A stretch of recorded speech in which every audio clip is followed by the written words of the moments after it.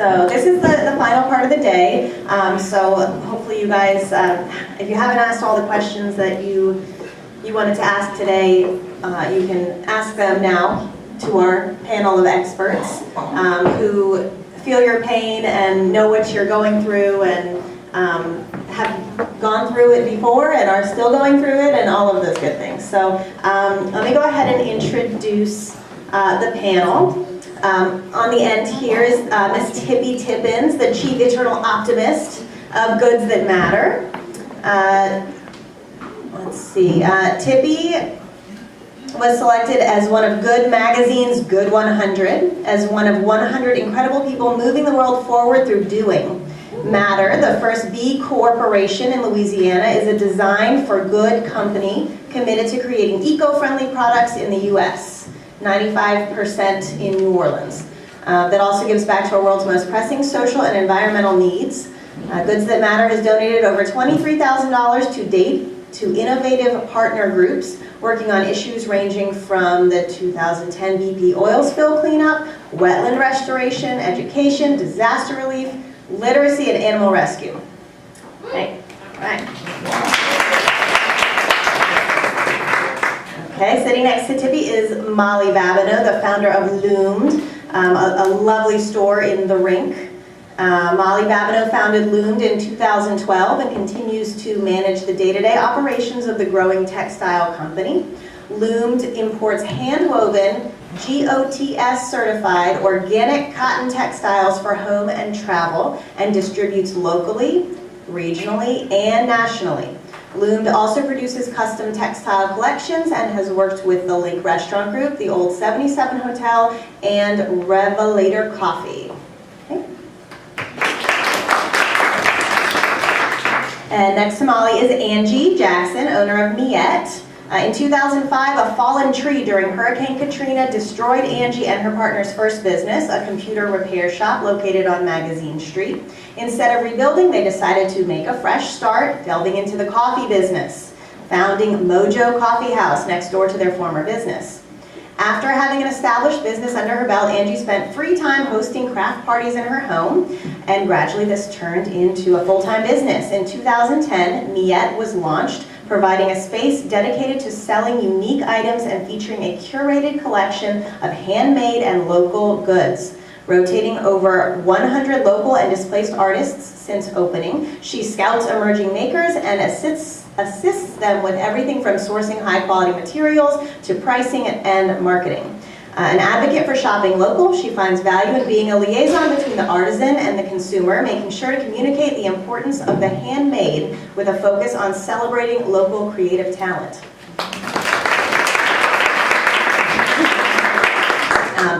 And I'm sure you all hopefully you had a chance to sample the salad dressing, Hanley's.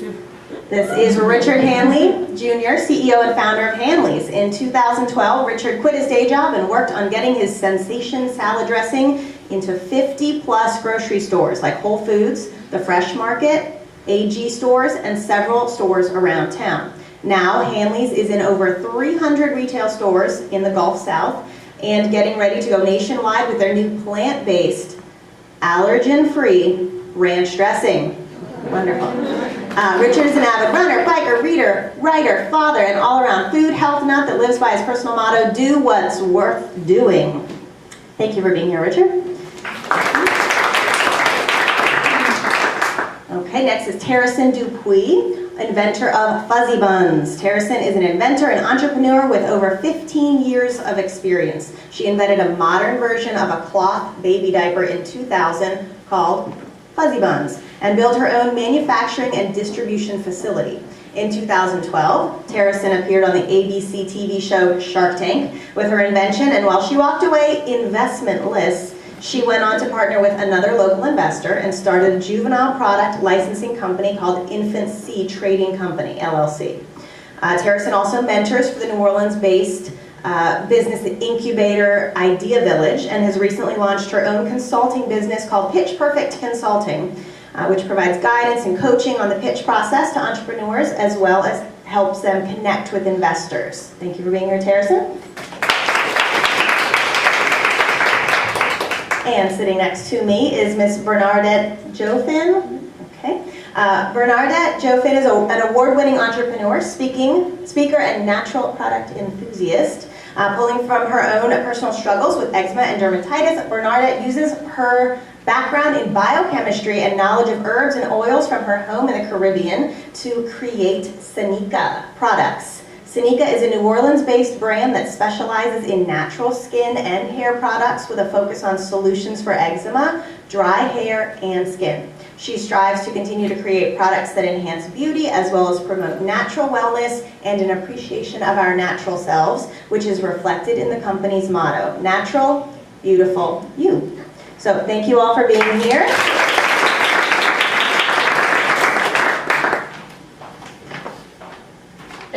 All right. Okay, just a brief survey from the audience. Have you guys, okay, let's hear an applause if you have had some successes with your business so far, your business or your products. Applause, please. Okay. Stresses or failures, can I get some boos? Okay. Okay. So a general consensus is with launching a new business, there are gripes and glows, and I hope we can dive right into those so I can stop talking. Okay, so let's go ahead and just start off the discussion today with if you could give just one piece of advice to a maker that's new to wholesale, what would it be? What would it be? Who would like to take that? I'll give it a stab. And just pass it on to whoever feels inspired. One piece of advice I would say is to simply be a friend with the buyer that's going to be receiving your product. Before I quit the day job and went off on this wild roller coaster of this food business, while I was on my lunch break, would sit down and talk to a grocery store owner. I would say, hey, look, I'm working on this thing. I'm a local guy. Is our barcodes really that important? Our nutritional facts are important. Like, what do you look for in order to bring a new product in? What's like your price point, that kind of thing? And just over months of these kind of conversations with the store's owner, I was able to figure out the process of how I can go from my thing to it being a reality in a very short period of time. And then one day I walked up to them and I was eating lunch there because they have a little deli. And I was, hey, yeah, by the way, I have that thing. It's ready now. You want to buy it? Like, sure, yeah, why not? You've already gone through this checklist. You have everything we need. And it's there ready to go. And that was my first customer. Number one was that person that I just became a friend with. That's one piece of advice I can give, is to try to be a friend to your first buyer. Okay, so I guess I'll say something. I heard it talked about earlier today was your pricing strategy. I'm a little fanatical about that. If you've been selling retail or direct to consumer initially and you want to make that switch to wholesale, making sure that your margins are there before you make that jump. I know people that have lost their entire businesses because they have gone from direct to consumer to boutique type wholesale, and then they get a large account and their margins are completely non-existent and they can't function. So that would be my piece of advice, and I think it's good to start thinking about it now. Even if you've not been in business or have not sold wholesale before, think about it now before you get there, because you never know where you might be. You might start off selling direct to consumer and wind up in a Target. So, and you can't really change your retail prices once you launch, so be mindful. Can I add to that? For the pricing then, that was something that was a big learning for me in the beginning. So for that wholesale pricing then, just to let everyone know, it's typically your cost of goods sold times 2 or 3 to get your wholesale price, and then you double it for the retail. And then I like to factor in too, there's distribution costs too for that. And that's one thing I learned, is that everyone wants a piece of the pie. There's brokers who sell the products, there's distributors who move the products, and there's the retailers who buy the products. I mean, that's one half of the battle. The other edge of the sword is to get it off the shelf, in which we saw a lot of things, of ways to do that. But yeah, there's a lot of margins that kind of go into, from the cost to make to the cost to sell. Mine would be to offer fewer products it's along with what Layla Barker was saying this morning. When we started, we had like, I don't know, just so many different things. And our thinking was, if we have all the options, wholesalers will buy from us because we have something for everybody. But that's not really how they shop. They want fewer choices. So fewer products. And that was mine.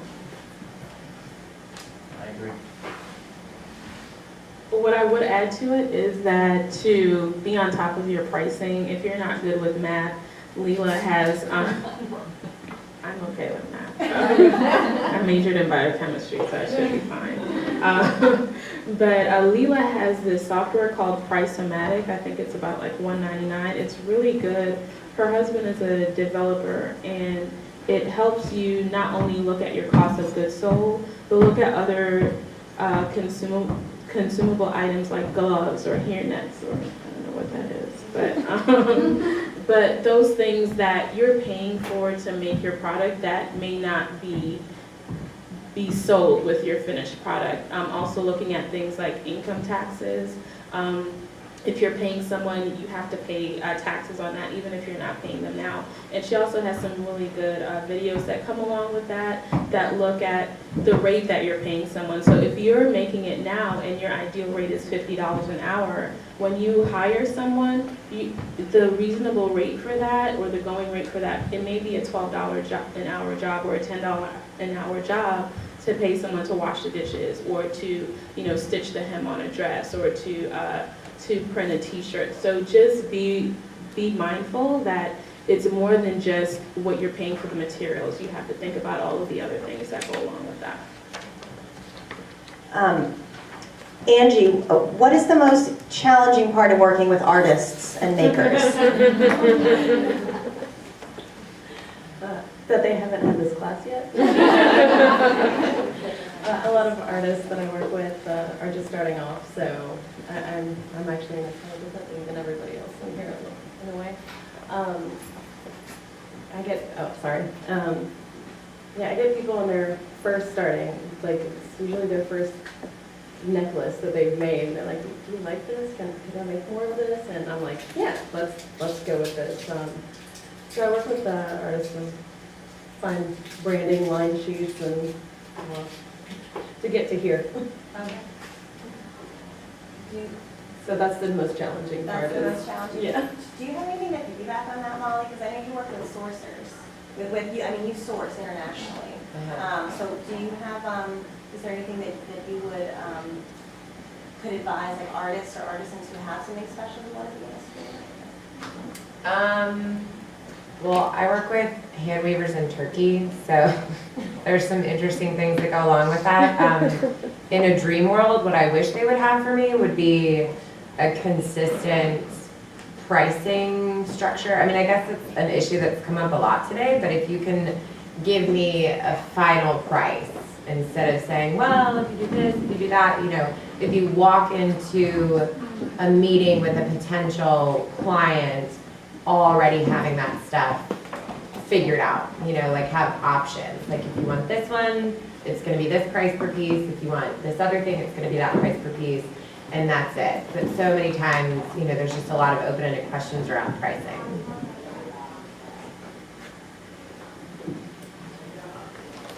Okay, what everyone wants to know, panelists, is what have you learned the hard way? Making it. I don't know who can relate on that, but I've learned the hard way that I suck at making it sometimes. So I can come up with 1 or 2 bottles, but when it comes to make 1 or 2,000 to fill 1 or 2 pallets, I go into 200 stores. That's something else. So I have struggled with working with a series of manufacturers. I've probably been to way more than I should, to make it and to scale it. How do you go from 1 to 1,000, from handmade to manufacturing? And that's a struggle that I'm still trying to learn. Right now I'm with the food incubator in Baton Rouge. It's a great place. Can anyone raise any hands of those who are working on a food product or some kind of food related? All right. So there's a few great resources. Right outside New Orleans, there's a place called Edible Enterprises. That's where I went. Well, after bribing food truck owners to use their truck on the weekends if I would wash their car. But, so it's for like 20 bucks an hour, you get access to this FDA-approved facility to mix and make whatever fruit product you want. And it's really great for that. Baton Rouge has something very similar, teamed up with the food incubator at LSU, where they have food scientists that can help you formulate a product that's, going to scale, that can be shelf stable, that, what about your nutritional facts or barcode and all that stuff? They help you kind of figure that out on top of just the commercial facility to mix and make. So it's a great resource. And we're still there, because it's always been our plan B, but that's one biggest struggle I have had to deal with, and that's the making part. So still trying to figure that part out. Let's see, I learned everything the hard way. I feel like I did. I started my business in New Iberia, Louisiana. I don't know if anybody knows where that is, but not a whole lot of resources out there. It's a very male-dominated industry with oil field, and I had a sustainable diapering product. But I agree with making it. Thankfully, I have a sewn good. So I was able to sew in my home and sell one, and that turned into 2, 4, 8, 16, et cetera, et cetera. As I needed more done, I hired 2 or 3 different people to go to their houses and do piecemeal, that kind of thing. And then, I always did what came next. And I think when you're starting off on a shoestring budget with no money, no funding, you have to start off that way and just figure out what's the next right thing to do. And, I was constantly figuring out, and have been doing that for 15 years, figuring out the next right thing to do. Like right now, it's, well, okay, how do we find the target buyer? And thankfully, I'm at that phase, but I started off selling to one person, and, like you have probably had a few too many manufacturers. I've been in Turkey, China, Mexico, the United States. I would love to get stuff made in New Orleans. Yeah, that would be great, but price-wise, I don't know if that's gonna happen. Yeah, I think learning the hard way is a good thing. I don't know if everybody has to. I wish I would have had a mentor or somebody that, some sort of resources. So I'm really glad things like this exist so that you can get a jump start and learn from others who've been there. Don't give away samples for free to everyone that asks for them. Another one would be don't let your emotions or your excitement get in the middle of a sale to a big client. Layla Barker also mentioned that earlier, but somebody approached me and they wanted this custom thing done, and I was over the moon and oh my gosh, this is so exciting. And they were pretty difficult on pricing, and I kind of caved to them, totally didn't run the numbers and figure out how much money I would be making at the end. And midway through the project, I realized I was jumping through hoops for people, and I wasn't really making any money. So, like she said, just because the anthropology comes knocking, don't bend over backwards. You have to make sure that the pricing is going to work for you, because almost every story I've heard of working with a client like that is they want a lot from you, then they don't promise you a lot, and they're going to make you work for it. So just because a big sale comes along, don't kind of like lose your head over the prestige of being associated with a big corporation. At the end of the day, it has to make you money. And exposure is great, but it's also not going to pay the bills.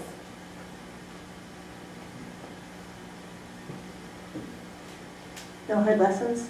No, I thought we were pressed for time. I would piggyback off of what just about everyone said in terms of I wouldn't say it's a hard lesson, but it's a growing pain, and you have to know when to step back from something when it comes to manufacturing.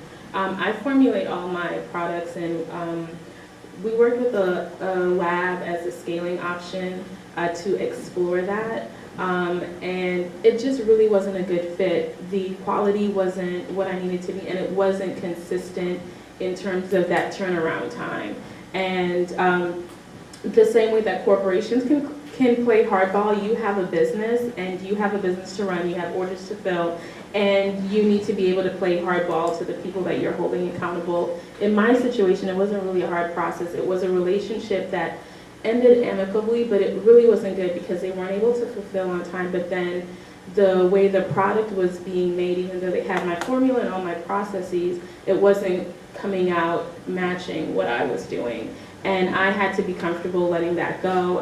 And it was for me an intentional step to try to see if I wanted to have a lab make the product. And what I was able to come back to was like, no, I think I'd rather just have batching parties and be able to employ people locally to come and help me package products or label products. And, eventually there'll probably be somebody over that instead of me, being the person over it.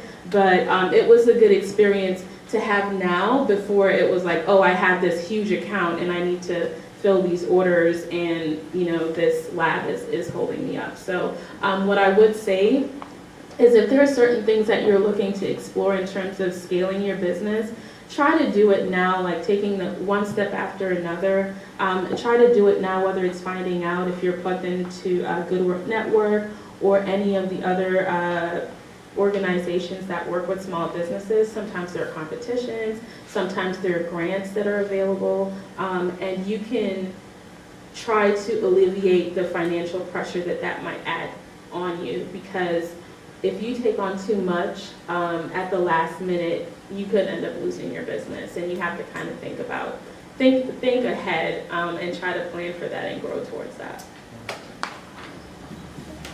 So this question is directed towards all of you. I think you could all, spin it towards your unique experiences. But what have been your most successful partnerships and sales, and why do you think they were successful?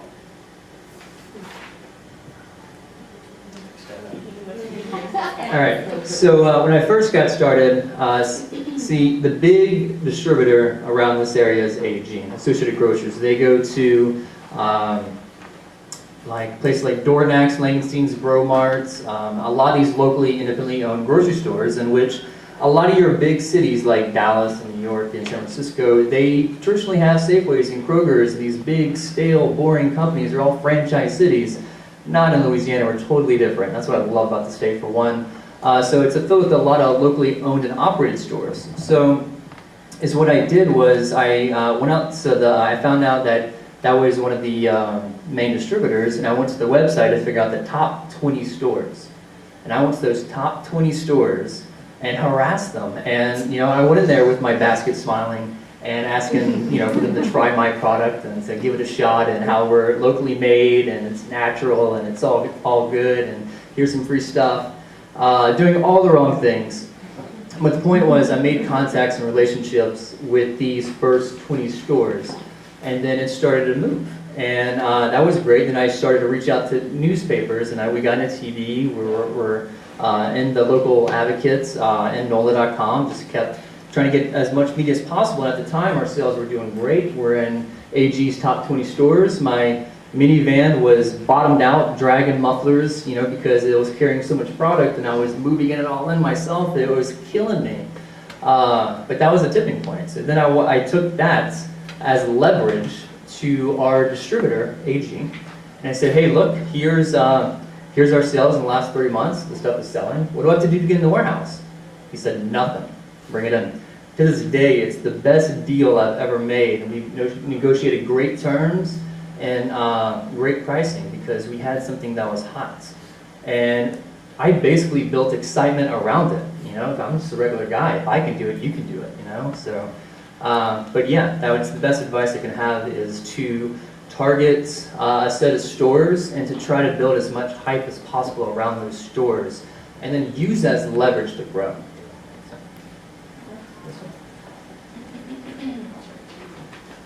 I think it's about finding the right relationship, also the right fit.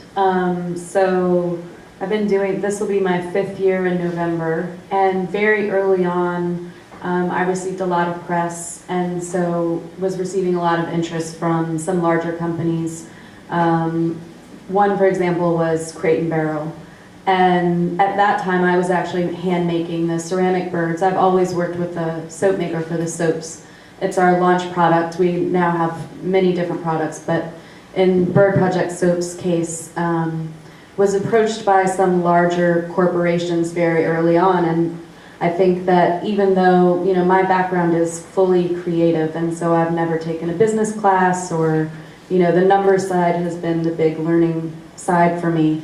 I just realized that if I signed this contract with, say, Crate & Barrel, that I would be working for free. And, you know, I was hand making those and it would take all of my time. And sure, they would be Crate and Barrel, and that sounds exciting. But I said no. And so a lot of people thought I was stupid or crazy or, you know, whatever. Who knows what have happened if I had said yes at that time. But I think it's about finding the right fit. So in my case, these are handmade and they're made of very expensive ingredients. They're eco-friendly, they're made in the US, and they give back. So you have to find the right partner. So currently they're at West Elm Local, and that's a much smaller, you know, it's only in West Elm, New Orleans. They're gonna take them online this fall, which is very exciting, but I think it's just a different, it's about timing and if you're prepared for it. And, you know, now I'm not hand making them myself, so I can work with someone else to do them. But if I had said yes back then, I think I would have just gone under. So I think it's about finding the right relationships. You know, a lot of the things that I sell them online, I sell them at markets, I sell them at a lot of boutiques. And so I realized that the larger corporations aren't the best fit for me. But West Elm is a good fit because they are focused on made in US, treating workers fairly. You know, it's a good symbiotic sort of relationship. So the same with your grocery stores, that was a great fit for your product. So looking at who's a good partner to go in, you know, to go into business with. I agree with all that. I just wanted to add some like concrete ways to look for people that are going to be a good fit for you.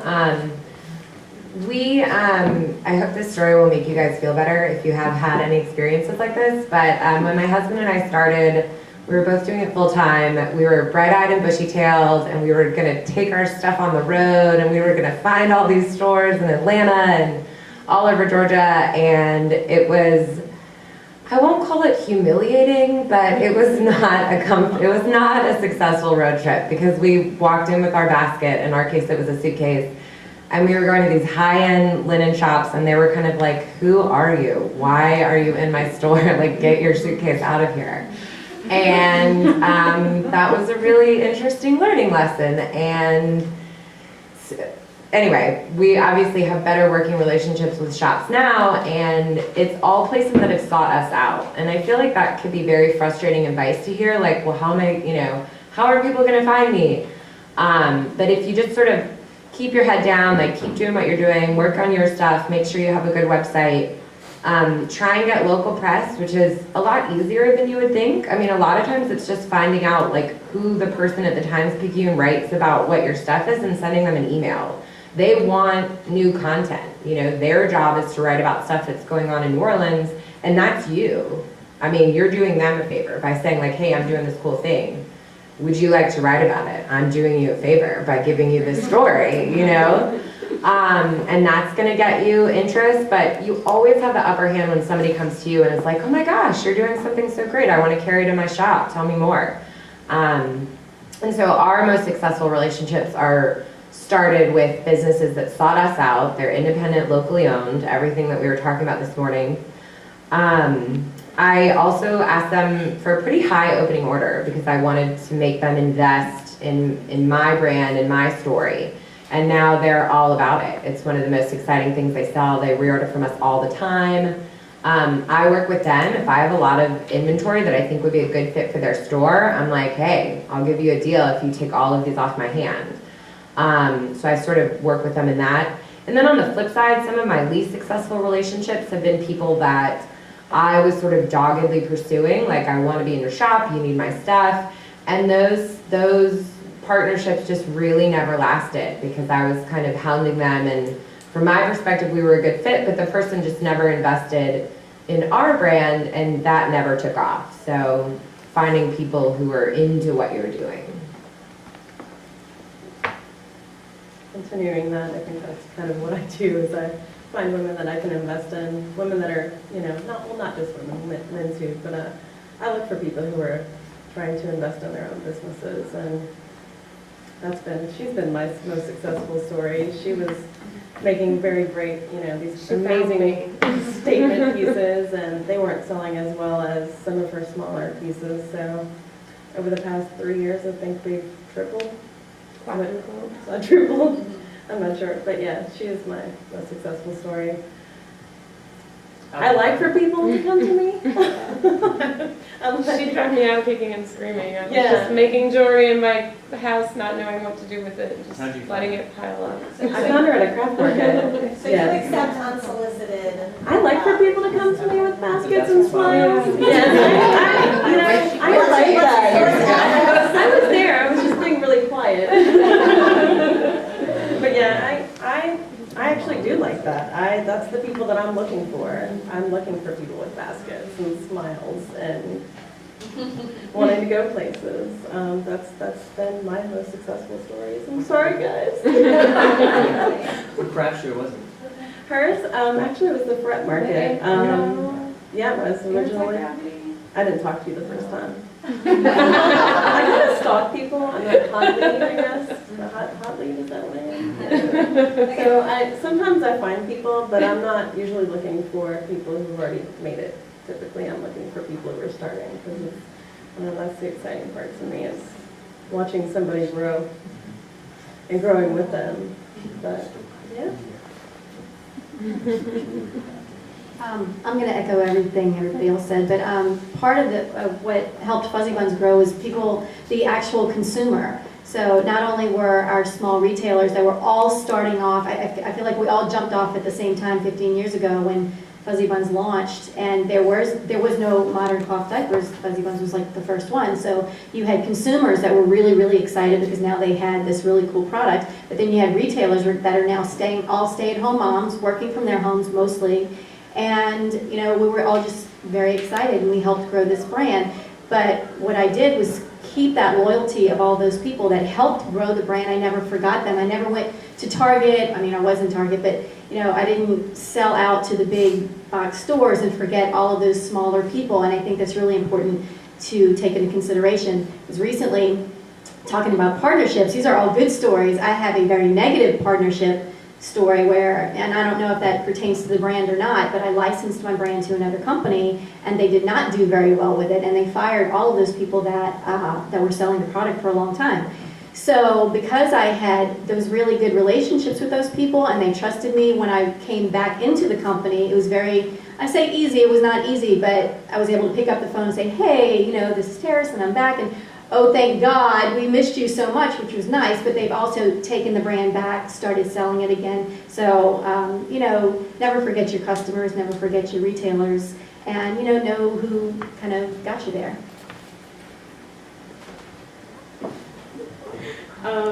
Mine would be from the direct retail side of it. Leela was mentioning that summer for a lot of companies is a slow time, and those are the relationships, your regular customers, or sometimes the customers that actually pull you through during the slower times. I want to add to my schedule. Some tangible ways that you can do that. For example, this month, I actually called a few of my clients and I said, expect a box in August, but I need to stop doing that because I'm not good with shipping stuff like that on time. But just practical things, handwritten cards. I collect stationery. I'm trying not to, but if I'm in TJ Maxx, if I'm out at a craft fair and I see cards that I like, I get them and I send handwritten cards with no strings attached, no coupon or anything, just, hey, thank you for your support. And I'll do that several times a year. This year I'm doing something different. We're in our 8th year, and I'm sending gifts of gratitude, or gratitude gifts, and I always come up with terms for stuff, and when I describe it, they're like, what are you talking about? And for me, that's for some of my longtime clients that order from me regularly. When they have, if their brother is getting married, they'll want me to send a gift to their, sister-in-law to be. I'm sending gifts like that, and like this year, we're in New Orleans. It's a well-recognized place. If you ship a lot online, most of my business is not in New Orleans. I ship, away a lot. So I'm sending them a gift package, and it's going to have a locally preserved jar of product. It's gonna have Zapp's, chips, the sweet Creole one. It's gonna have it's not gonna have any salad dressing. I mean, I just found out and I actually topped my budget. So, and it's gonna have just some local New Orleans, shameless promotion. It's gonna have just a local New Orleans theme with a cart, and then one of their favorite products that they offer all the time. And that's something that I set a budget for it, and I'm sending it out to those handful of people. But even the budget that I set for it it's a fraction of what they spent with me over the years. So those are ways that you can just show gratitude and just do things that are practical. Just start with a handwritten card, a thank you card, so. Thank you. But I have more questions, but do any of you have questions before I ask another question? Just keep going. Okay, yes. In reference to food, I hear that the markup for a grocery store is less than like if I were to go into, if I was selling a shirt and it'd be 50%. That grocery store is really gonna mark it doesn't go like with that ratio. So how do you set your prices? So I typically figure about like 70% or so. I always try to get the most of the percentage, but it's not always the case. With our bigger volume stores, we obviously get less than with our lower volume stores. So about 70%. So you want to see, one, is your product on the shelf comparable with your competitors? Are you too high, too low? With Craig or Jeff was saying earlier, what's your strategy kind of with the branding? Is the price matched? And then after the price matches and it looks good on the shelf, it's like you kind of have to reverse engineer it to make sure that you can make a profit on doing it. And I like to say about 30%. I like to say around 35%. A distributor takes around 20%. And then sometimes there's brokers in there that'll take 5 to 10% in there as well. There's always someone trying to get more piece of the pie. It's food business. So you get 70. I shoot for 70 from my cost to make to my end user, which is the customer, is about 70%, but I typically don't ever see that. I typically go to the hard way, which is the distributors that ship it to the grocery stores as my primary customer. So. Angie, do you still host crappy nights, and how can you get on that list?